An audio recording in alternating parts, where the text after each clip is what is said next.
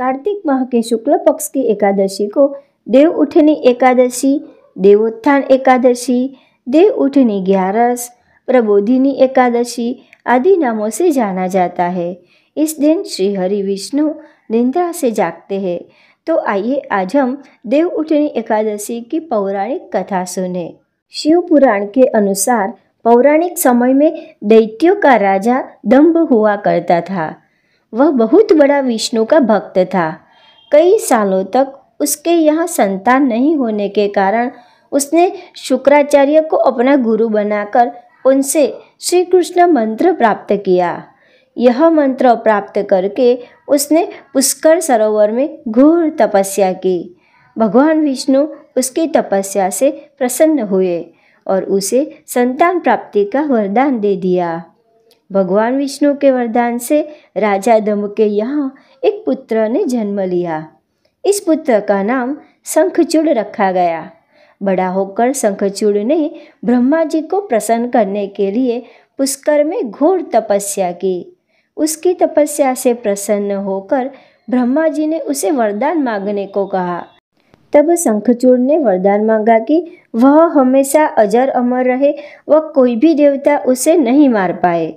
ब्रह्मा जी ने उसे यह वरदान दे दिया और कहा कि वह बद्रीवन जाकर धर्मध्वज की पुत्री तुलसी जो तपस्या कर रही है उससे विवाह कर ले। शंखचूड़ ने वैसा ही किया और तुलसी के साथ विवाह के बाद सुखपूर्वक रहने लगा। उसने अपने बल से देवताओं, असुरों, दानवों, राक्षसों, गंधर्वों, नागों, किन्नरों, मनुष्यों तथा त्रिलोकी के सभी प्राणियों पर विजय प्राप्त कर ली। वह भगवान श्री कृष्ण का परम भक्त था। शंखचूड़ के अत्याचारों से सभी देवता परेशान होकर ब्रह्मा जी के पास गए और ब्रह्मा जी उन्हें भगवान विष्णु के पास ले गए। भगवान विष्णु ने कहा कि शंखचूड़ की मृत्यु भगवान शिव के त्रिशूल से ही होगी, अतः आप उनके पास जाए। भगवान शिव ने चित्ररथ नामक गण को अपना दूत बनाकर शंखचूड़ के पास भेजा। चित्ररथ ने शंखचूड़ को समझाया कि वह देवताओं को उनका राज्य लौटा दे, परंतु शंखचूड़ ने मना कर दिया और कहा कि वह महेश्वर से युद्ध करना चाहता है। भगवान शिव को जब यह बात पता चली तो वे युद्ध के लिए अपनी सेना लेकर निकल पड़े। इस तरह देवता और दानवों में घमासान युद्ध हुआ, परंतु ब्रह्मा जी के वरदान के कारण शंखचूड़ को देवता नहीं हरा पाए। भगवान शिव ने शंखचूड़ का वध करने के लिए जैसे ही अपना त्रिशूल उठाया तभी आकाशवाणी हुई कि जब तक शंखचूड़ के हाथ में श्री हरि का कवच है और इसकी पत्नी का सतीत्व अखंडित है तब तक इसका वध असंभव है। आकाशवाणी सुनकर भगवान विष्णु वृद्ध ब्राह्मण का रूप धारण कर शंखचूड़ के पास गए और उससे श्री हरि कवच दान में मांग लिया।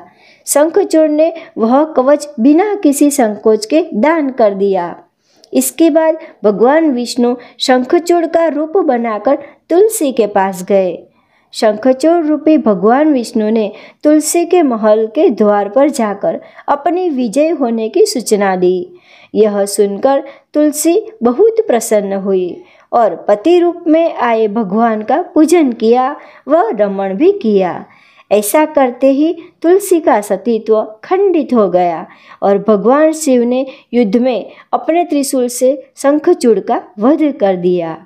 जब तुलसी को पता चला कि वे उनके पति नहीं है बल्कि वे तो भगवान विष्णु है, क्रोध में आकर तुलसी ने कहा कि आपने छलपूर्वक मेरा धर्म भ्रष्ट किया है और मेरे पति को मार डाला, अतः मैं आपको श्राप देती हूँ कि आप पाषाण होकर धरती पर रहे। तब भगवान विष्णु ने कहा, देवी तुम मेरे लिए भारतवर्ष में रहकर बहुत दिनों तक तपस्या कर चुके हो। तुम्हारा यह शरीर नदी रूप में बदलकर गंडकी नामक नदी के रूप में प्रसिद्ध होगा।